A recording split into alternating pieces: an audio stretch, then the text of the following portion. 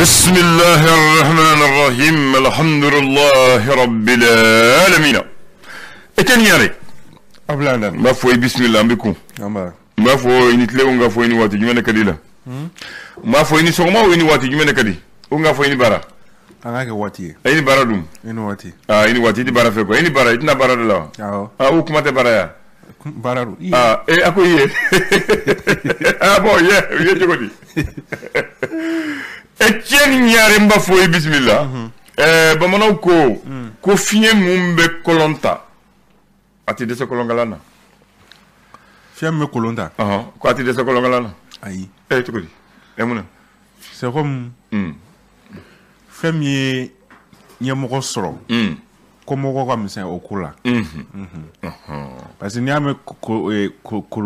kolongala c'est que kolonde be parce que to la ko do ko fiye mumbe kolonta o ti de se kolongalana fiye ko ni fiye ba wili la fana ko yiri ba de bi yiri fitini bi toy ko fiye ba na wila bi yiri ba de kari ko abi teme yiri fitinu ga e ko korono ayi e to ko dai e ni ko kera famore be ku de ta kera e be kama bi aga na ga jama e bina aserima ama sinema e ko fiye yi soro afema ne soro ko ni fiye ba wila ko yiri ba de bi yiri ba de bi o ko ni o chen mais ko ni yiri ba bi na fana ko fen flado ko ni kono ma jaze ko shebana dembela ka ni riba bina kono be jansene ko ni kono ma jaze ko shebana dembela ka awo kono be parce que kono be sigi riba lawo ne o bina kono be tawo aywa shena dendu ko shena dembela ka ni riba bina so comme ni fanga bina munu ko ba no fe chaban bi yereta et puis munu yere ku dama ngado ala lube dabna do akula abina fami wakati mina sisa voilà comment bi sisa bon do dabe maliko kuma la sisa chere la bon ni ko cheni yereta lu dama ngado ala ko yiri binto ab manganke me aboto mangantala ko ni yiri bibo mangan shite ko meni yiri bibi mangan bala de ay mo famia yiri ni yiri tru ni yiri bina bonya ko manga shitala na bindo ko manga mbala okoro eto yiri turu ni bi yiri turu ni yiri bonya manga nyimene bala ate manga mbo na bindo ko ne ibbo kalamo ko ni fama bina ta domina manga te me fama bindo manga bele abeba beba kalamo tumo do obu nyema ta ka sayti ba kalamo na bina beba kalamo mamumba tawo ati mun kuna ni fanga bina domina beba donc ko kera mais do la obse ka fanga da do ta do ne finyule ay do le ba fo karsan de nyema mais ni ka karsan nyema bina ko ni bebo me abi mu intéressé wa be bo khala abi mu sala be bo khala bo nye bo chogola ma fo bismillah yama ambi do nyumena bi je alamusa décembre ko le bi saba sa ba flalen mo kan kele e san banto de ni ala sona ni sini ambi san amtana lahara de sini amtani san lahara kata o san fatule fatule do amtana lahara o dewa asa wona a dentani flawo na modem bisaba ni woron duro ambu beta che uta ke tuile che ko joji me sayela mala me sanga na fatu sanga na fatu wa d'accord ba mono ko ni santi na jate de kalol o chen oye sama na ngami ibi fli kalula de Allah ko baru ala kan gisola ami mali dum baba ko do watmo do la era ba nyini ga abi ke jogodi voilà amma damini gafe mu to l'essor ko ba managana o na traka ko ba managana yata ko ko li nyeta est-ce que nyeta bulo bambulo amba asiraka ambisea na la sona ayo tabarakallah bismillah essor ko di essor ale kumana faminga odi assise nationale de la refondation ni oye siga fo bami ni ale baro we sinami wakati mina ecosystem aira ka fo ko klefla folo mun koni kera ko la nyini chama ko nin kera ale ni seka lu chama ko nin kera ko groupe nani ubela jelen ko nin benaka ka fo ko bengan ko mena ke mi akli nyuma munu mena fo akonna na ko okon mena olu deta kwa olu ke gafi ko di jamana nyamo ma wasa obsega ke sababu ambe wakati mne ko sa gela munu be ferepse ka seka soro ala choko mena esorni alika la sedie amba libla na yambla amta indépendant ye kenyere amba fe ka yere ta ande telendo folo indépendant ale kumana ale fana kumana assise kan nka ale y'a yira k'a fɔ ko kolo min bɛ yen ni o ye ko fɔpu ye ko fɔpu kɔni y'a yira k'a fɔ ko a b'a ɲini camancɛ fanga mɔgɔw fɛ k'u ka fɛɛrɛ bɛɛ lajɛlen kɛ walasa CEDEAO mɔgɔw kɛn bɛ ka ɲangili min kɔni ta ka ɲɛsin Mali ma o bɛ se ka wuli cogo min na indépendant nin ye ale ka laseli ye hali bi ani indépendant ale bɛ to ɲɔgɔn fɛ a yira k'a fɔ ko an bɛ wagati min na ko sisan douane mɔgɔw kɔni olu wulilen don ka u cɛsiri ka sabu kɛ k'u kɔni recette dɔw kɔnɔna don min bɛ taa se fɔ wari miliyara 60 bɔɲɔgɔnko la ale ni fana wulilen don ka cɛsiri kɔni kɛ produit minnu bɛ ni olu kɔni ma ɲi adamaden ka kɛnɛya ma ka se ka olu kɔni minɛ ka bɔ circulation na cogo min na indépendant nin ye ale ka laseli ye hali bi ani indépendant ale bɛ to ɲɔgɔn fɛ yira ka fɔ wagati min na i ko sisan URD ale kɔnɔna na ni ye Soumaïla Cissé ale ka berebɛrɛtɔ ye n'o ye politiki tɔ ye ka an bɛ wagati min na i ko sisan gɛlɛya kɔni bɛ a kɔnɔna na o de hukumu kɔnɔna na o y'a yira k'a fɔ ko u ka congrès extraordinaire ko u kɔni b'a fɛ ka o baaraw kɔni kɛ janvier kalo tile 16 natɔ olu la hali bi ani indépendant bɛ to ɲɔgɔn fɛ a yira k'a fɔ tribunal militaire ni ale fintigilakaw ka kiiriso a yira k'a fɔ fintigilaka 17 olu kɔni k'u bɛ kiiritigilamɔgɔw olu ɲɛma kunun ko ka sabu kɛ ko fintigilaka sariya dɔw bɛ u ye olu sɔsɔ ale ni a yira k'a fɔ u kɔni nɔ yera mais maramafɛn dɔw yuruguyuruguli la fo ka taa se ale ni maramafɛn kisɛw fɛnɛ ma ni ma 17 k'u kɔni k'u bɛ fintigilakaw ka kiiritigilamɔgɔw olu ɲɛma kunun ko indépendant ni ye ale ka laseli ye. Ayiwa indépendant d'abri an bɛ taa Nouvelle Horizon est-ce que nouvelle ɲuman b'a la bi Nouvelle Horizon ale kumana fɛn min kan o de ye ko politikitɔw kɔni y'a yira k'a fɔ ko camancɛ fanga mɔgɔw ka fɛɛrɛ bɛɛ lajɛlen kɔni kɛ ko fɛn kɔni kana fara camancɛ fanga kɔni kuntagala o kan dokumu kɔnɔna na politikima min kɔni bɛna fɔ ni o ye ko Bilal Ag Sherif ale ka ciden kɛrɛnkɛrɛnnen minnu kɔni bɛ sani kɔnɔ olu fɛnɛ kɔni y'a yira k'a fɔ ko o kɔni ye olu fɛla ye camancɛ fanga kɔni ko fɛn kana fara a kan Nouvelle Horizon ye ale ka laseli hali bi ani Nouvelle Horizon bɛ to ɲɔgɔn fɛ Mamudu Gudjenkile kulun bɛ ni o ye ko mouvement d'autodéfense ye Dana Amasagu ni o ɲɛma don ale kɔni y'a yira k'a fɔ assise nin kɔni senfɛ ko an ka finitigilaka camanba kɔni dalen bɛ Bamako sunɔgɔ la Bamako yan nɔ ko o tɛ se ka bɛn Mamadou Gudjenkile Dana Amasagu ɲɛma ni ale ka laseli assise ninnu senfɛ hali bi ani Nouvelle Horizon ani ale bɛ to ɲɔgɔn fɛ lakanabaliya mun kɔnɔna na sisan an bɛ taa bayangarakaw olu fɛ yen nɔ yira k'a fɔ jatigɛwale kɛbaaw kɔni kɛn bɛ ka wale dɔw ta ka ɲɛsin olu ma min yɛrɛ kɛra sababu ye giɲarikaw olu fɛ yen nɔ olu kɔni wulila ka u kunda Sevare kan walasa u bɛ se ka kisi ni bamaci wale kɛbaaw mɔgɔw olu ma cogo min na Nouvelle Horizon y'ale ka laseli. Ayiwa Nouvelle Horizon ka laseli bila kɛrɛfɛ l'indicateur de renouveau an ka lajɛ n'an yɛrɛ bɛna révoquer Mali la. Indicateur du renouveau ale kumana fɛn min kan o de ye an ka école karamɔgɔ olu ka article 39 ko a bɛ ni la article 39 bɛ ni la ko kumaɲɔgɔnyaw bɛ sen na dɛ nka ko an bɛ wagati min na ko sisan kumaɲɔgɔn kɔni ko fɛn tɛ ka bouger a la dɛ k'a ko gɛlɛyalen don an bɛ wagati min na i ko sisan ayiwa indicateur du renouveau ale ka laseli don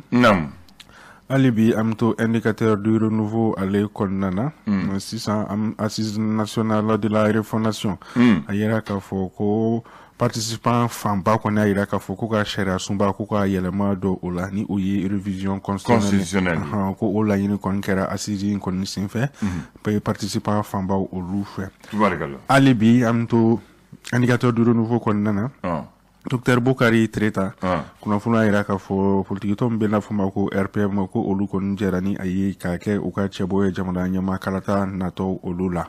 indicateur du renouveau ni ye ale ka laseli hali bi an n'a bɛ to ɲɔgɔn fɛ yɛrɛ k'a fɔ ko bamancawale kɛbɔ kɔni u taara bamancawale kɔni ta ka ɲɛsin ɲɛnakaw olu kɔni ma kununko su fɛ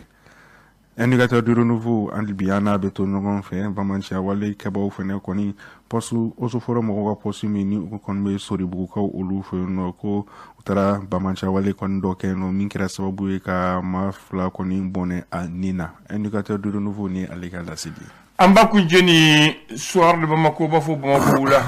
Bamako la koli soir de Bamako ale kumana fɛn min kan o de ye bamaja wale min kon tara ka ɲɛsi an ka fintigilakaw ma jabali mara la o kɔni tɛmɛnen kɔfɛ ko a yira k'a fɔ an ka fintigilaka 4 olu su kɔni tara ye ji la ale ni u ka maramafɛnw olu su tara ye ji kɔnɔna jabalikaw olu fɛ yen nɔ olu yɛrɛ fɛ ji la n t'a dɔn mun kɔni se ji la ne ka marifa Allahu akbar soir de Bamako ni ale ka lasedi ali bi ani soir de Bamako be to ɲɔgɔn fɛ bamaja wale kɛbaw ko n'u kɔni k'u bɛ santiri la ni Mali camancɛ fan kama wagati min na Iku Sisaw kɔni jiginna Sikaso mara kɔni na ka sabu kɛ ko a bɛ kalanso 40 bɔɲɔgɔnko kɔni bɔ olu datugulen no ka sabu kɛ bamaja wale mɔgɔw ka ni juguya wale kɔni tali ka ɲɛsin kalanso kofɔli olu ma soir de Bamako ni ale ka lasedi ayiwa ala ka hakili ɲuman d'an ma ka jamana basigi Etienne Niaré, il est la Fédération du Mali, mais Fédération du Mali, Ani Diondo. Mali. Fédération du Mali. Sénégal. Burkina. Côte d'Ivoire. Côte d'Ivoire, là. Côte d'Ivoire, là. Du 29 au 30 décembre 1958, il y a un Bamako. Fabala. Ko Badjulba Dana. Ko Farafina jamana nani olu de ɲɔgɔn ye yan o waati na a y'a sɔrɔ an bɛ jɔnya juru la olu b'a fɛ ka indépendance de ɲini faransi fɛ o jamana nani a délégué 44 o de ɲɔgɔn sɔrɔ yan Mali la yan Sudan na o waati an tɛ Mali ye de o waati an ye la République du Soudan olu nana ɲɔgɔn ye yan u ko olu b'a fɛ ka u mɔgɔ 4 fanga fara ɲɔgɔn kan ka taa France sɛgɛrɛ k'a fɔ olu bɛ ko hɔrɔnya ɲini voilà France fɛ parce que France de tun y'a mara ko on était le territoire de l'Afrique occidentale française donc olu nana yan k'o fɛrɛ kɛ yan k'o acte constitutionnel kɛ yan délégué 44 bɛɛ sɔnna ko u jɛnɛ n'a ye k'olu ka ɲɛma ka wuli ɲɔgɔn fɛ ka taa France sɛgɛrɛ k'a fɔ France ye anw sɛgɛnna i ka jɔnya juru la sisan an b'a fɛ k'an lafiya ka kɛ hɔrɔn ye k'an yɛrɛ mara anw jamana 4 fana an bɛ indépendance ɲini ɲɔgɔn fɛ an bɛ jamana kɛlɛ kɛ ɲɔgɔn fɛ mun bɛ wele fédération i y'a faamu